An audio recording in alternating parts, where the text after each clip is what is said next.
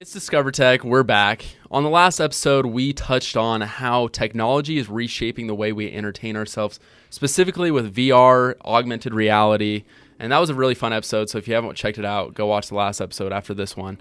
But now we kind of wanted to shift our focus on how technology is reshaping our lifestyle and the workplace. This is going to be an interesting episode because there were so many things, we thought we were coming up with crazy developments that have never been thought of before. Yeah, we just thought, oh, wouldn't this be cool in the future? Well, the future's here.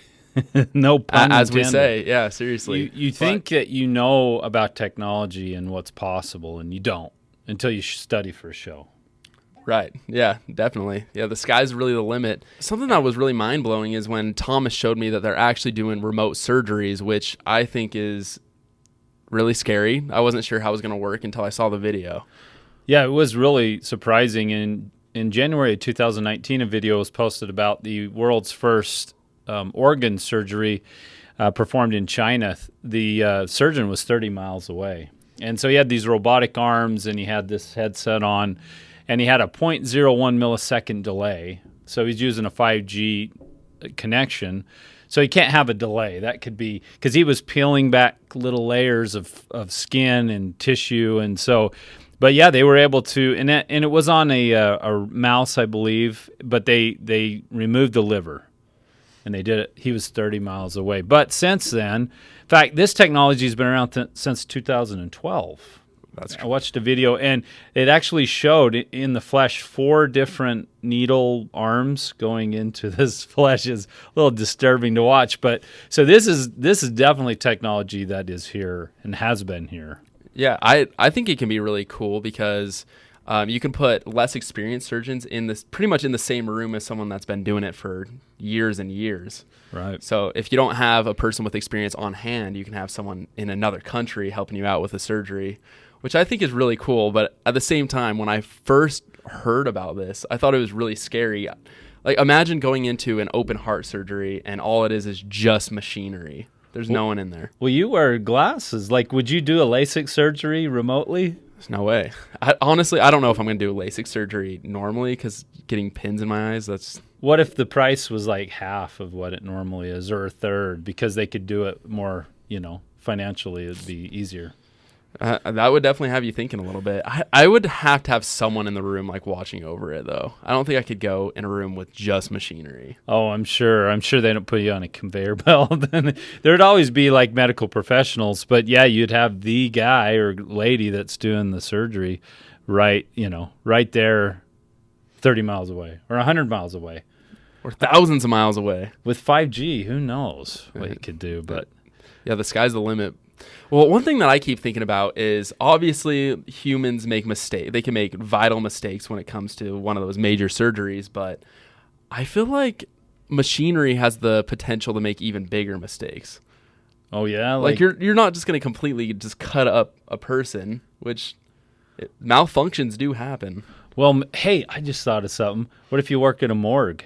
It's not a live person. So like morticians could literally do their job not being on site, so they wouldn't have to deal with all the seemly stuff. I know they get used to that, but still. No. I mean, your mind starts to wander with this, but it's not crazy anymore. It's literally happening as we speak. So, yeah. I don't know. I wouldn't have a problem with it, I think. So you've had a little bit of experience with the new technologies.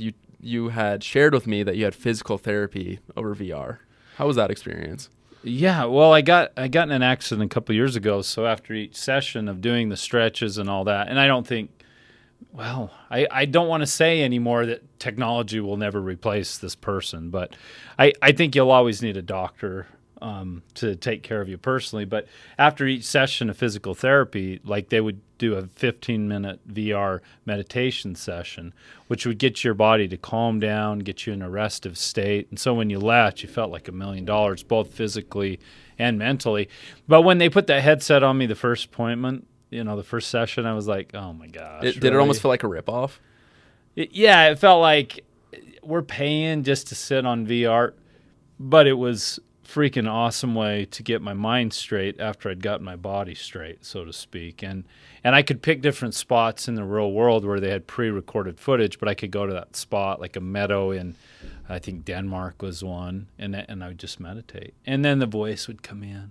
That would be awesome. That'd be really cool. So it actually ended up being really good. VR was quite an augmentation to the treatment.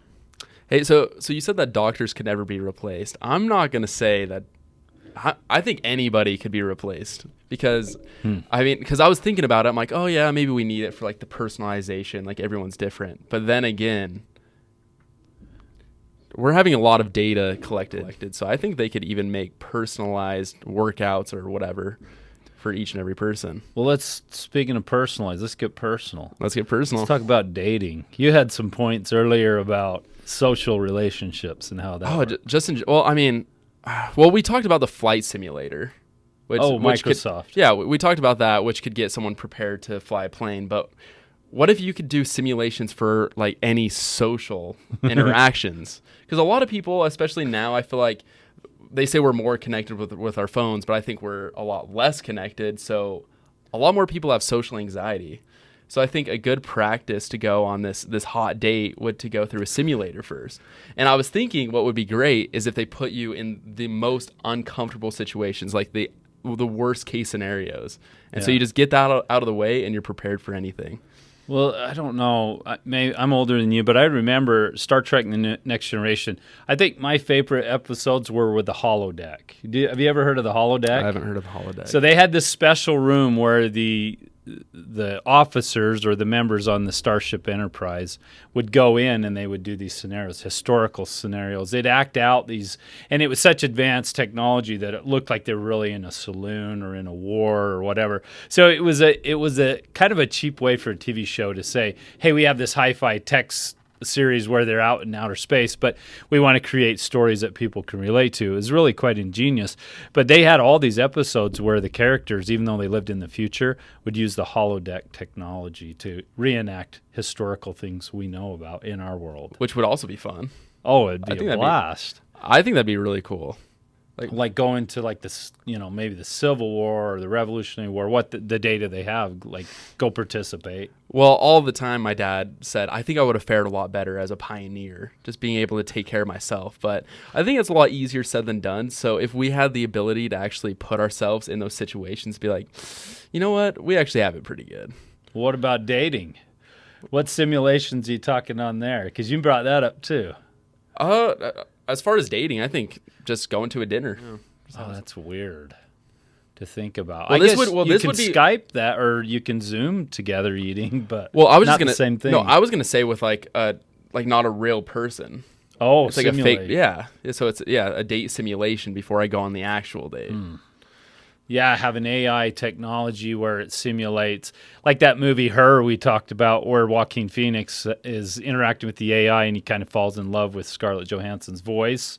I mean, that's not hard to do, but it's this weird thing where even though technology can't go all the way as far as bridging the human contact, it does give you. Well, you brought public speaking up, which is like the top one or two fears for everybody. Like, how would that come into play? Oh, I think it'd be awesome. And well, that was the thing I thought about because going through college and having speeches for class, I've definitely had my fair share of social anxiety, but I just thought that would be such a cool concept to be able to actually practice my speech because you can just do it in the mirror, but I feel like that's not the same as a big room of people. So to simulate a huge auditorium with like thousands of people before you do the real thing would be a cool experience. But that was also one of those things that we found out that they're already working on. I think I'd do it in my underwear. Do it because that's underwear? The biggest fear. People have those dreams about they're at school in their underwear and everybody's laughing at them. Oh, maybe that's a fear. Speaking of fears, what about phobias like spiders? Like you could simulate a real looking tarantula on your arm. Would you do that? Or snakes? No. What if that was a therapy though? I mean, it could be. I would rather not. I am curious if we could rewire our brains to not be afraid of the things we're afraid of. Like this flight simulator. Flying is a huge fear for a lot of people, or heights. So I wonder how they could. So if they actually, I feel like you'd have to go to a facility, but if they put you like in a chair and it like leans back as it's taken off. Well, that's That'd be not kinda cool. so strange. Like I remember Disney California, they have that soaring over California. Oh yeah, Been yeah, there, I've been so on that. that's a flight simulator, virtual reality. Yeah, well, that's how it is on the Dave and Buster's Jurassic Park VR ride. Oh yeah. So similar to that. So yeah, that could be really cool. Yeah. Well, something you mentioned is that you think it'd be really cool to be able to mow your lawn from anywhere. Yeah, well, we have the Roomba, Yeah. whatever that robot vacuum is. But I was thinking about what if we could, utilize it to do tasks around the house. Like you could, in a cool environment, mow your lawn on a hot day by just wearing VR gear and having a machine. Or maybe you mow it one time, the computer takes that data, memorizes the layout, and then utilizes real-time data and mapping technology, GPS, to get the layout, and then you just do it in VR. Like if you're on a business trip, oh my heck, my lawn is getting so long, or your vacation at home. Hey, sweetheart, I'm going to go in the other room and mow the lawn. You're in Hawaii. That'd be freaking awesome. That would be really cool. Well, because I was thinking about the Roomba. I'm like, oh, what if they did it like a Roomba, but it mows your lawn, which is a thing. But then I thought about it. I'm like, people are really particular about like how their mowed lawn looks, like the design of it. Also, I feel like Some people. Yeah. Me, I just want it done. yeah, same. I'm not going to do X patterns, Yeah. cross hatch, or any Yeah. of that. Well, would these lawnmowers be able to move faster than a regular lawnmower? Yeah, potentially. An electric lawnmower that's a smart device. Heck yeah, you could do that. So, oh man, I'm thinking of all the things I could do virtually that I don't like to do in real life. Like they said, this guy Matt says one of the joys of mowing the lawn is having a cold beer on a hot day. But I'm thinking, what if you could just stay cool the whole time? Oh, that's true. I don't know. You could still be drinking your beer, but you're virtually connected. We were talking about tech integrated clothing and peripherals. There's so many times that speaking of public speaking or taking a test, whatever, you prep long and hard for these things, and the most frustrating thing ever is to show up and you just blank out, which seems to happen all the time, which is very frustrating. So I thought it'd be really cool to just, rather than reading something like a teleprompter, you can actually have your notes like in your glasses or in your contacts. In your eyeballs. Which would be an absolute nightmare for teachers. You got to think this stuff exists. The more we do this show, it's like, oh, wait, yeah, I just saw the stuff in movies 5 years ago. It's like, oh, they're here. In fact, maybe Hollywood was setting up, the government was putting forward those ideas for research, because then they crowdsource ideas online because people comment so much. I mean, they're collecting so much data. But I was thinking in 2013, remember Google Glass? Yeah. The glasses. I actually tried those in 2013, and I browsed the web doing this with my hand, and I'd make the browser window go down, and people were freaked out by that. But I thought, what if you're rich and you could have audio hooked to the glasses, and you could have the visual as well, and you could have a company feeding you data all the time, like live, real time. You could always know the right thing to say. And I was at a Google workshop in San Francisco a couple years ago, and they, you see where they project a keyboard and you type just on it without a keyboard. I did that, and it works totally fine. It was bizarre. That is bizarre. Just tapping the keyboard, and then I was using a virtual mouse, just going like this. If you're just listening to the podcast, I'm using my hand in a mouse-like fashion, but literally it worked. It was bizarre. And infrared technology, they had all this stuff. Like, still speaking about lifestyle restaurants. I remember going to Chili's one time, and literally we sat down and say, here's your Ziosk or whatever they called it, and we ordered our dinner and did everything through that device on our table. And then they brought it out, and I thought, I didn't like it, the experience. Yeah. I like a human. I thought, waitresses and waiters annoy me until I didn't have to use one, like at McDonald's when you tap it in to the board there. I'm like, I kind of miss having a human talk to me. So you placed your order at Chili's? Yeah, I did on the Ziosk or whatever it's called. I believe that's the name. But you literally, the host sat you down and she said, "Here's your console or whatever," and so you typed in the order, paid, and then they brought out the food when it was ready. Interesting. So that kind of eliminated the amount of waiters or waitresses you'd have. Yeah, I feel like that kind of takes away from the experience, because I don't know, you kind of enjoy friendly service. Well, I thought I didn't, but I actually do. You do. You don't know what you have until it's gone. But I saw, and speaking of restaurants, that's just the tip of the iceberg. In China, they had a fully functional KFC restaurant from A to Z. No waiters, no waitresses, no people take your money, nothing. Literally, it had this facial recognition technology. It would remember you, your payment, secure payment, it would keep track of that, and your favorites. And so when you walk up to the kiosk, literally it's just a giant box and it had this screen that showed Colonel Sanders, but he was all animated out because it was in Japan. But it would remember you. So the movie Minority Report, 2003, I think that came out. I remember Tom Cruise walked into the mall, and the mall wall with its visuals welcomed him in there. So what do you think about automated restaurants? I don't know. Like, I can see why people would do it. It saves money. It's probably more efficient. It's quicker, but it just takes out the human experience. Do we value that? It's just interesting. I value it. I said I didn't like ordering my food through a kiosk. I didn't. Well, I feel like that's one of the few places that we still have that human interaction. Because I've noticed, when I was a kid, we knew all of our neighbors. But now as time goes on, no one's even really friends with their neighbors anymore. Yeah, why is that? Because we're, the more connected we get, the less connected we actually are. Well, because there's always a vacuum filled. Like, if social media fills that social interaction need we have, not really, because more people are more depressed than ever. Right. But it's an augmented reality. Social media is augmented reality, if you think about it. It's just posturing. And we're just posting and we're filtering ourselves. But we can't do that with the people next door. Yeah, we can posture a little bit. Maybe they can hear through the walls and they know what we're saying. Like, you can only fake it so much in real life, but online you can really make yourself look good or whatever you want. Yeah, so for me, I feel like I'm lacking that community.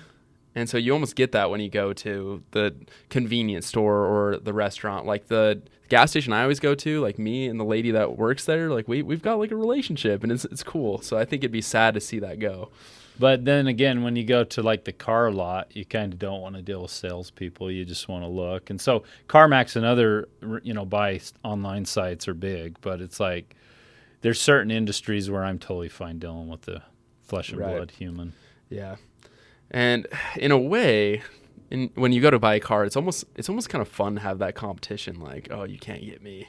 Yeah. Yeah. That push and pull action. You're like, no, I know that's not the price. I can lower you. Well, there you go. And you're not gonna have that. You're not gonna have that with online. Like, it says a price, and that's the price you're gonna get. See, and you can't I don't enjoy enjoy that. So I think this is a fundamental just difference of personality. I just want to get it done and be done. So I actually enjoy dealing with people one-on-one that are selling online for sell by owner more than I do car dealerships. But I think huge car dealerships show that people don't mind going to a dealership. It's true. I think the one thing I will enjoy about if it all just went online is because while I said it's fun to kind of finagle, I think no matter what, I feel like I got ripped off on the deal. Like, I know this guy made money. Even no matter how great of deal he said I got, I know he made a bunch of money off of this. So I see. I always feel ripped off. But you enjoy dealing with the guy. Yeah, it's fun. Well, it's fun to hardball. Yeah, it's fun to hardball, I think. We should call you that. Mr. Hardball. Skyler the Hardball. Yeah. So speaking of, restaurants and automation, one thing that's really interesting that I think a lot of people didn't think about is fully automated stores. And I didn't really think about it until Amazon Go came out, where you can walk out of the store and it reads your card information and you pay for it without even going to checkout. Yeah, somehow they track all of those products through RFID technology. They're able to tell how many cantaloupes you take. Like, you asked really me, how do they do produce? I don't know. I think they probably just have a sticker on them that's got a little chip. Yeah. Simple. Which is so scary. Which I think it just feels like such a security risk, like all of these places keeping your information. It's scary to think all your information just floating around. Well, and then every store you go into will be like that KFC, the fully automated one, where they literally scan your face and they recognize you, and probably your fingerprints too. Well, maybe they don't advertise that part. Well, Walmart does that as well. Oh, yeah. Walmart tracks faces as well, because if you're like a wanted person, like, they will notify the police if you come in the store. Holy cow. Well, I see cameras all over. We're in a small town here, and I see cameras all over the place at intersections. So I'm like, I think it's almost impossible to avoid. And speaking of the robot thing, when I was in Tokyo, I remember in our hotel we had a robot named Peggy or something. But I just watched a video of Peggy taking an order at a Japanese restaurant. And so Peggy rolled up to the customer. Well, the customer walked up to Peggy. They kind of both moved. And she asked her what she wanted. She had a readout so the customer could look at selections.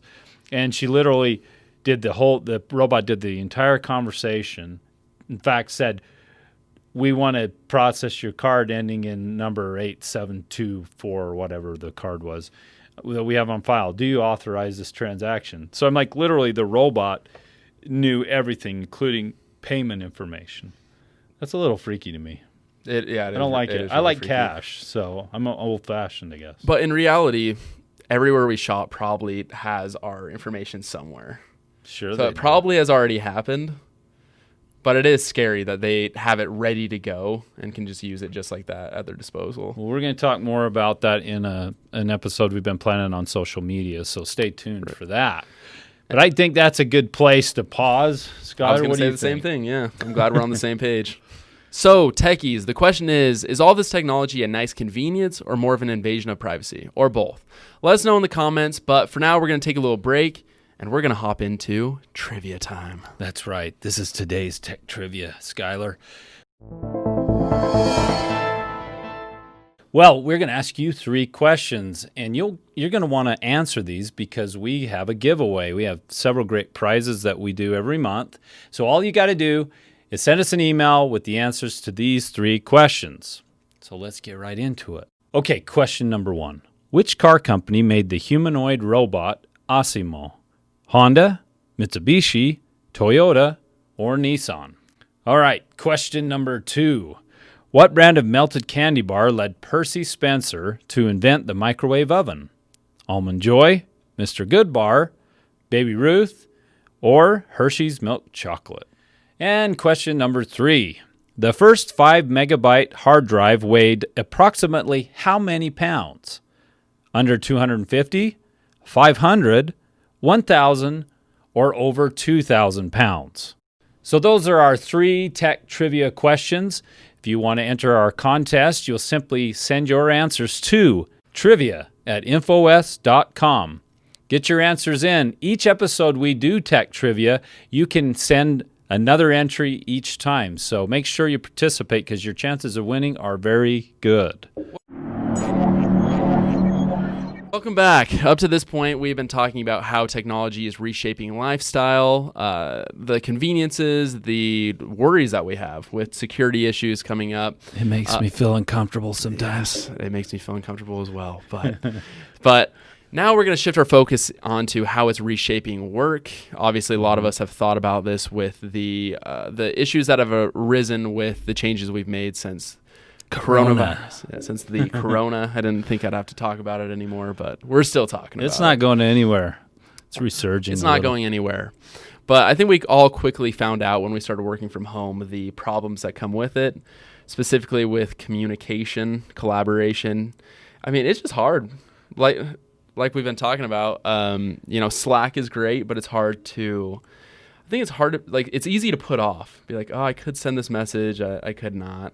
Yeah, sometimes I will put my hand through the interface and hold something and say, no, this is what I'm talking about. So as a expressive person with a lot of energy, VR technology, augmented reality to me is exciting because it's like I can get my personality across. Because I find that, I don't know if it's a Twitter mindset, like text seems confrontational. Or if you try to be sarcastic or satirical, it doesn't come across that way. Emojis ruined everything. Did they?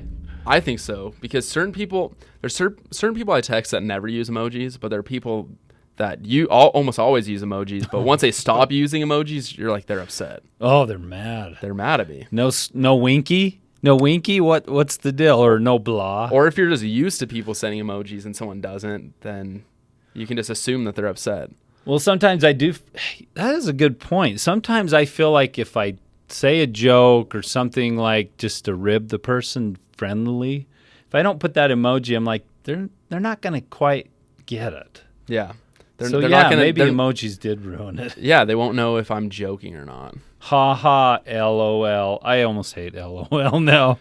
I'm like, what am I trying to say? I'm funny. LOL after what I typed. I'm like, maybe they should LOL. Well, there's a secret text code with certain people. Well, and that again, that's the problem is everyone has different styles, and some people, I know they're upset when they say LOL. Like they say something super serious, but they want to lighten the blow a little bit by adding the LOL. But most time with particular people, I know that means they're actually upset. Oh, I know a couple times in life I've made somebody cry or like be super upset, and I was like, wait, it was a joke. It was sarcasm. So sarcasm's bad. I'm trying to go away from sarcasm, not just because of the technological limitations, but of not knowing tone but also then you're relegated to using emojis, which feels like being a 10-year-old trying to winky.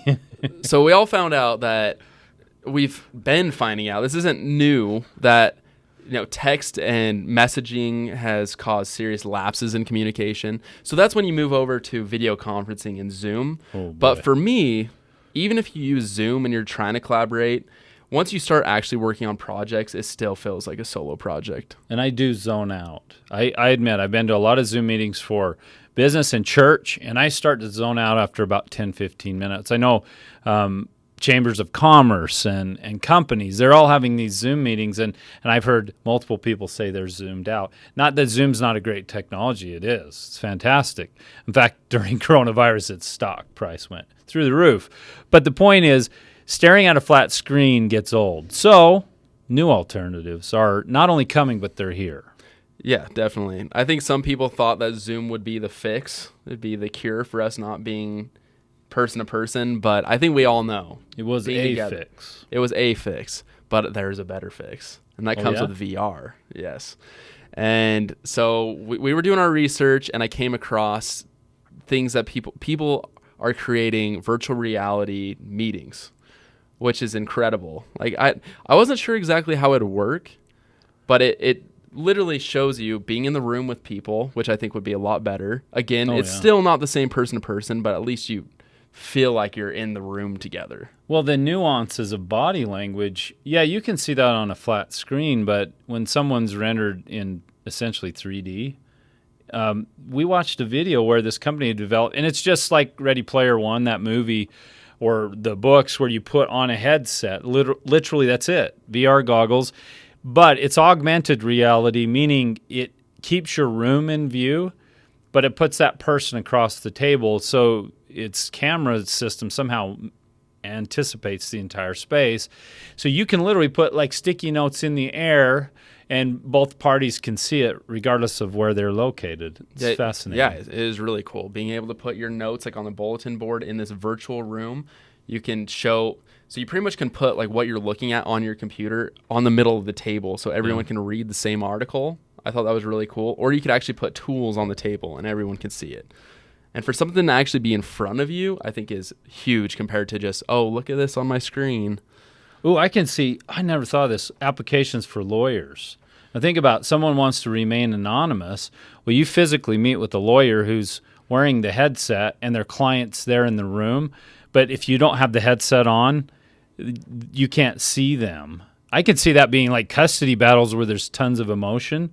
You can literally make it so the lawyer can see everyone, but you can't see the other party. So that might actually be good too. But I thought, wouldn't that be weird if you were in the room without the headset, but you're talking to someone with the headset and they can see other people in the room with you at that point? It's just sci-fi almost. That is really weird. Yeah, what if you made it so like because you can turn your camera off. What if you could turn yourself off in the meeting, but it still feels like you're in the room, so you're pretty much like a ghost. Like hitting the mute button in a Slack visual meeting. Yeah. Although when you're talking about lawyers, I was thinking people, when it comes to that, people would probably get so frustrated and they're like, I'm over this, and throw their headset off. Well, yeah, break their headset. In a divorce hearing, custody hearing. Well, it was interesting to watch that video. And this technology controlling things or making things easier carries over to self-driving trucks. Because we all heard of Tesla testing out self-driving semi-trucks and that. But I didn't realize, Skyler, there's a ton of companies involved in the biz. What do you think about driving on the highway next to a automated robotic semi-truck? I would say I'm for it. Oh, really? Yeah, because regular semi-truck drivers make me nervous. That's true. Everybody gets tired. Okay, well, I wanted to share this. I found this site, atbs.com, but it was like, who are the major players? Daimler, that would be Chrysler. They've been in since 2014. Waymo, another one, they're part of Google. Tesla, of course, in 2017 they tested first, and then Embark in 2016, and then TrueSimple, which is out of China, and they were testing in California. So that's a lot of companies trying to put robot trucks on the road. I've heard that the fail-safe they have is that they'll have a human driver in there, but can you imagine like just being able to sleep while your big old 18-wheeler's rolling? Yeah, I mean it's almost similar to a pilot, because most of the time when they're in the air, they're on autopilot. So it's kind of like that. So I didn't think about that. We've been with this for years. Yeah, pretty much. So like when you're on the road, it drives for you, but once you actually get to the location, you have to do the hard backing in and unloading. Then you're there. Of course, then that would even go away with GPS real-time technology. You could easily back a vehicle in. In fact, I know parallel parking, robot could easily beat me in that. I suck at it. Well, if you have an emergency back in, then you might need a human. But I suck at it. So I'm all for self-driving vehicles. I have ridden in Tesla a few times, and just being able to take your hands off the wheel. I just think it's one of those technologies that you get used to and that you never look back. Definitely. Well, that was something as a child I always thought about, was a self-driving car. I always thought to myself, I'd always imagined that I could be able to pick a place and I can fall asleep in a car and I wake up and I'm there. Well, and that car also flew in my fantasy. But guess what I read a couple of years ago? They had a company that was building prototypes of flying cars to test in Las Vegas. It's a real thing. We're pretty close to Las Vegas. So it was a might real have to go thing. check it out. They had all kinds of safety systems. I understand the arguments there, but so I guess as we get deeper into this, let's talk about people. Like, how do people handle this transition from, I guess this is like a second industrial revolution in a way. Yeah, it really is. Well, I think going back to the trucks, I think about it a lot because I know a guy that owns a bunch of gas stations, and now we're going electric. Is that going to put that out of business? So it's like everyone has to make adjustments here. Like people in all industries, the first industry we think of is service, because we go and we get food all the time, so we're seeing all these automations they're making. But I think it's affecting more than just the service industry. It is. We talked about in the first segment restaurants and how I went to Chili's and essentially a human welcomed me and then a kiosk did the rest, besides the cooking. Although that's happening. I saw a thing called Sally. It is literally a vending machine for salads. There was also another company that it's on wheels. You roll it up, it's got arms to the grill, and it makes burgers. It's got arms that cook perfect burgers every time, and it just has a worker there watching it. So what's that going to do all these service jobs? Because I think 2/3 of the U.S. economy are service-related jobs. We used to have a lot more manufacturing, I believe, but now it's so much service industry. So how do you think people are going to make a living? I think it's actually going to take becoming an engineer to work for some of these service companies. Because I think you're not only going to have to watch it, you're going to have to be able to repair it if it goes out. True. Well, and the car industry, manufacturing, we've seen robots. Like Amazon systems. You ever watched anything about Amazon's warehouse and how their entire distribution system works? I've not. Oh, my goodness. It is amazing. The machines in the warehouse go find exactly, like that Amazon Go technology, like the stores where you don't have to pay or anything. Their machines for organization are just unparalleled. And you see these automatic robotic tractors and forklifts going and getting the actual item. It's fantastical. I mean, Jeff Bezos is the richest man in the world for a reason. Yeah, he made easy systematized. He did. Here's something I wanted to bring that I thought was interesting. I watched a guy with a tech institute, and they're developing advanced androids that look more and act more like humans, of the movie iRobot vein, except they're not as scary looking. But he said 75 million jobs are estimated to be going away. 75 million. But here's what he said.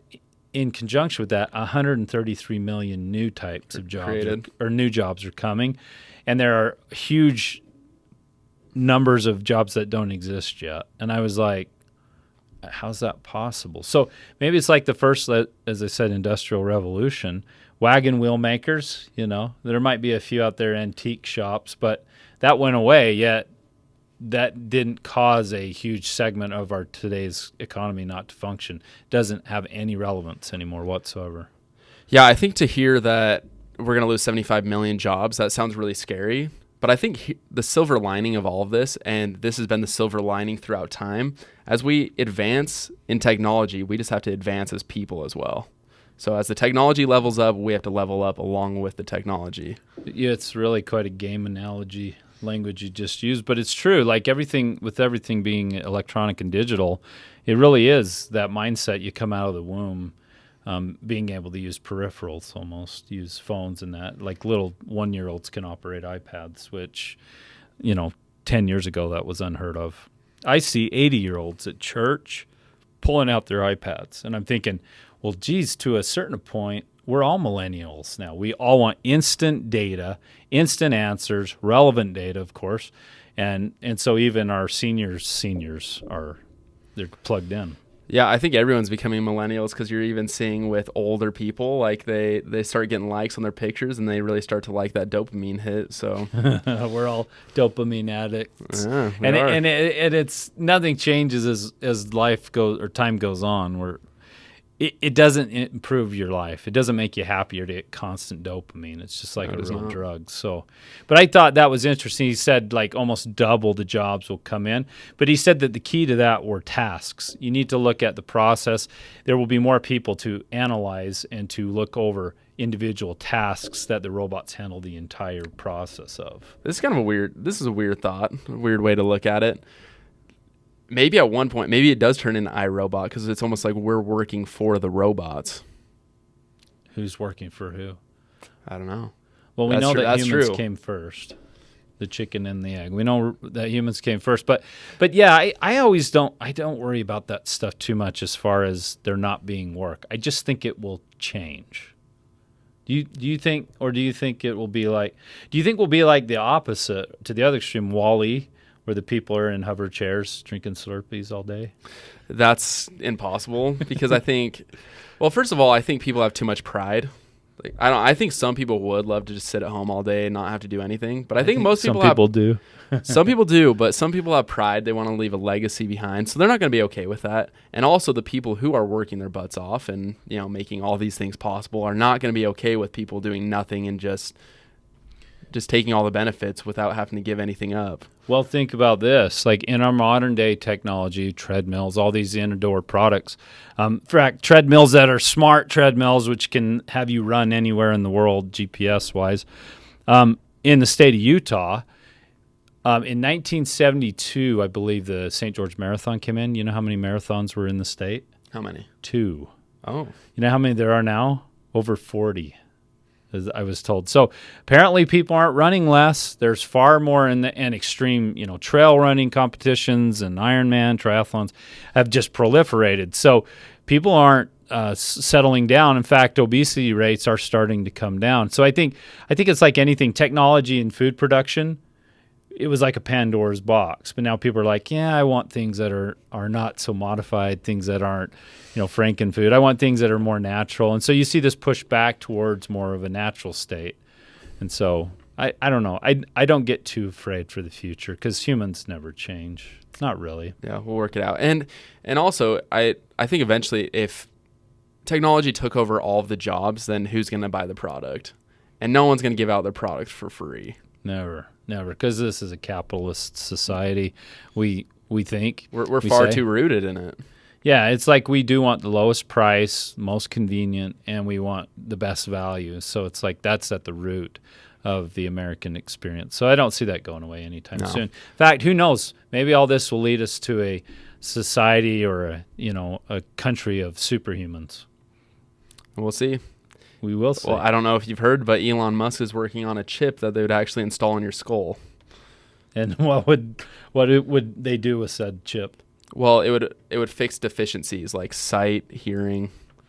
That's a podcast for another day. But That is. speaking of superhumans, yeah, that's in the works. Well, currently. let's investigate that in future And episodes. that might be an episode. Is that the little tease at the end of this episode? Segue. That's the segue. Pivot. Okay, well, it's been another great episode of Discover Tech. We hope you enjoyed it, and if you did, please leave a 5-star rating, a nice review, and make sure to subscribe so you never miss another discovery. Stay near. The future is here.